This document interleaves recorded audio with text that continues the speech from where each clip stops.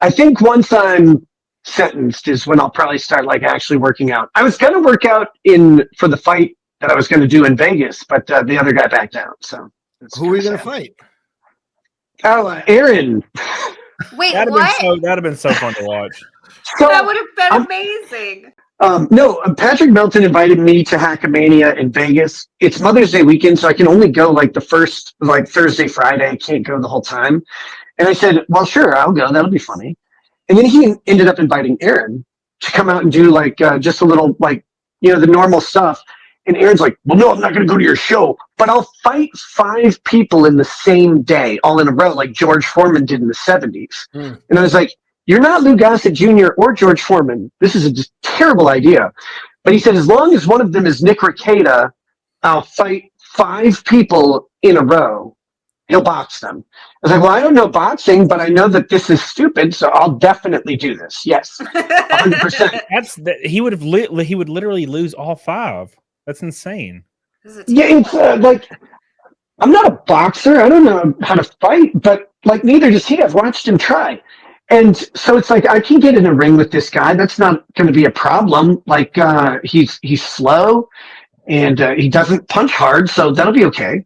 If you don't train and you get into a fight for 3 minutes, you are feeling that for one fight for 3 minutes, and you are feeling that for a week because yeah. Okay. Not only that though, like I don't know if you've ever sparred before, but it is physically one of the most intense forms of just like you gas so fast. You think you can do it until you start doing it, and then holy shit. Wait until someone's actually trying to knock you out. I don't brag about fighting because I didn't fight. Like I didn't go do any. I did martial arts for years and years and years.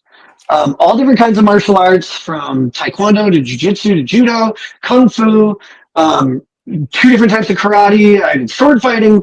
Like I did all that stuff, and that's fine. That's not fighting, right? Like I don't say anything. But I also did MMA, and my MMA partner was Drexel. And so I've sparred, I don't know, hundreds of times for long sessions of sparring, hot, sweaty, gripping sparring with Drexel. And it's like, he would kick my ass. Like, don't get me wrong, like, he's black, so I was going to lose. Like, I tried to give him my wallet to get him to stop beating me, and he just never would take it.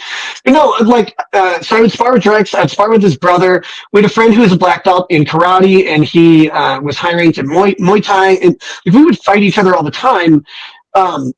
It's not the same as like getting in a boxing ring with boxing gloves. Way different thing. But I'm like, well, I could train for this. Like, it wouldn't take that much time. I know, Suzie, I know exactly what you're talking about. I know how exhausting 3 minutes of punching is, and it's like, I couldn't do it today, but I could do it by May.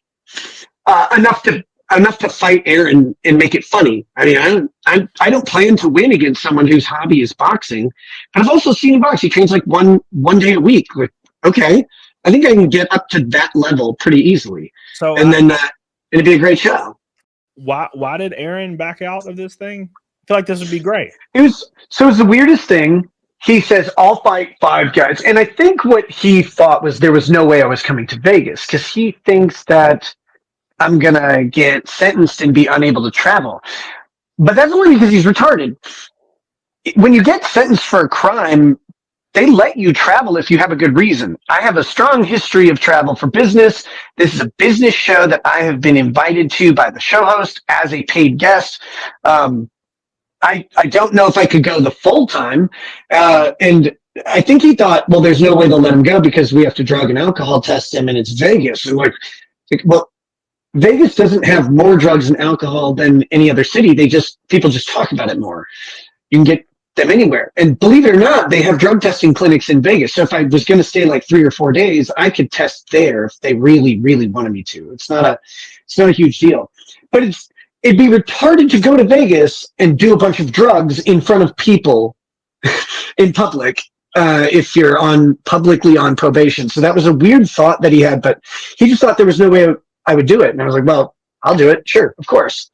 And then everybody like Carl from Who Are These Podcasts and Patrick Melton and then he had to get like 2 more people, and there's a ton of people who volunteered. Like, well, we'll all do it. And he's like, well, okay, now you got to get your USA boxing licensure. And it's like, well, that's literally filling out a form. We'll all do that too. So then he's like, well, they all backed out. He was like, we said yes to everything you said. And he's like, no, they all backed out. And they're not going to do it. But, that's too bad. That's how they are. It was like, what the hell just happened? You made your own reality. That was, I know you do that, but that was really weird to watch in real time because everybody was, we just said, okay. If you do a fight, if you do a fight, can I be like the manager? Can I bring you? I want to bring you Hannibal Lecter style to the ring with the fucking mask on and you in a straitjacket, throw you down to the fucking ring, and then like unlock you and let you into the ring. I think that would be. I just want to eat like 12 powdered sugar donuts before I go in there, so I have a nice white frosting on my mustache. But no, I thought it would be funny to do it, and then the other thing I thought was he would try and carry it on up until Vegas, and then I thought he would back out and try to make us all look dumb and just not show up. But I was like, okay, well, that's an excuse to work out. But then he basically said, well, he's not going to do it now because we're not. It's like, well, we would do it. But then he got himself suspended. The funniest part of all this is he got himself suspended because everybody called out that he claims to be a boxing coach for years, but he wasn't licensed to do so. And so then he went to prove everybody wrong, and he got licensed as a coach, which is just filling out a form. And you have to do this one training class, which I'm sure he did at some point. But the funny thing is, when you pay the fee, they do a background check on you. And he found out he's been charged with revenge porn, and he violated a restraining order, was convicted for that. And they're like, okay, your license is now suspended. So he got licensed only to get it suspended. But there's a bunch... There's a bunch of time to talk about my stupid life. Like, we don't have to do that right now. I just thought, I don't know. Whenever I'll selectively, randomly be scrolling, and I'll just see like a clip of Aaron talking. And it's not, and it's the stuff that he says, it's not even like the clip's not even the focus. Like, it's something he'll say that's not even about the clip that they clipped it. Not even the reason they clipped it.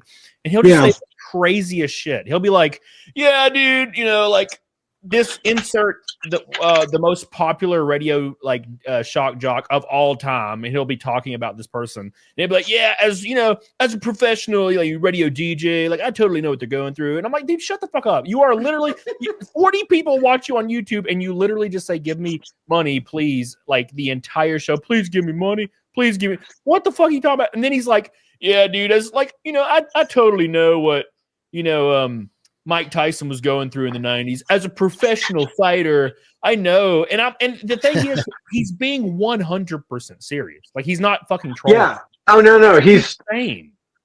When he, so the example you're giving is he did have a radio show in the St. Cloud market of Minnesota, which in Minnesota is like it's probably like the third biggest metro area. You got the Twin Cities, and you have Duluth, and you have St. Cloud. It's about 150,000 people in the metro area, which is not big in many states, but out here it's pretty good size. But the radio market still is tiny in that area. But he had a show that was somewhere, like he claims it was the top show in the market. It's like, okay, even if you were, you have no fucking idea what Howard Stern's contracting with SiriusXM is. Like, you don't know what those contract negotiations entail. You make less than the dying drunken dwarf does for showing up once a week. You make less than the women they put on a Sybian one time on the show annually, and you're trying to talk about what these guys do. You have no concept of the scope of this. And it's the same. He would talk to me about YouTube business, and it's like, oh, buddy. And I hate talking about this aspect of it. It's like, because I didn't know I was doing this. I didn't do it with a super plan. But it's like, I made his annual income every month and a half to 2 months. It's like, you have no idea what social media is, or what social media growth is. You have a 13,000 sub channel, which is great. I almost have as many Instagram followers, and I got busted for cocaine, and my kids were taken away. That's embarrassing for you. How have you not you don't know anything about like the social media aspect or the business aspect of this stuff just because you do it. There are tiers of success. It'd be like me talking about Mr. Beast. I have no fucking idea what that guy does for everything. They're just scales of where you should be. But he talks as if he's at the top of every industry he's ever looked at.